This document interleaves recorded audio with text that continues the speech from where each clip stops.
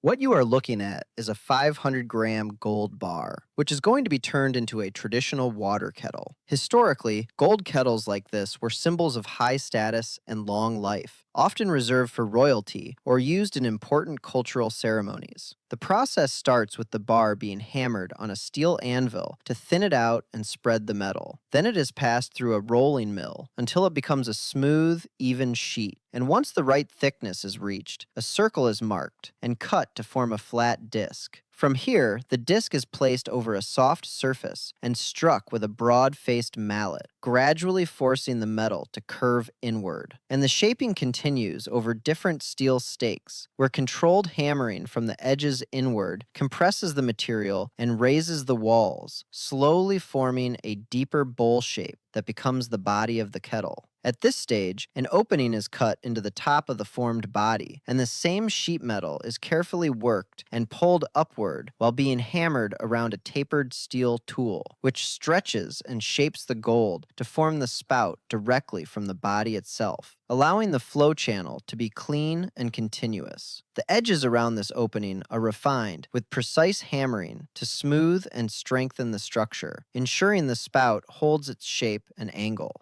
To prepare for decoration, the inside is filled with a firm pitch to support the metal, allowing fine steel punches and a hammer to press an intricate tang grass pattern into the surface, creating a raised, flowing design with detailed texture. After that, the pitch is removed and the surface is cleaned, and the final assembly continues, where the handle is fitted and secured, while the lid is made separately and finished with a green jade stone set on top. The piece is completed with a durable, heat-resistant handle and polished to a high shine, bringing out the rich yellow color of the gold and highlighting the detailed craftsmanship.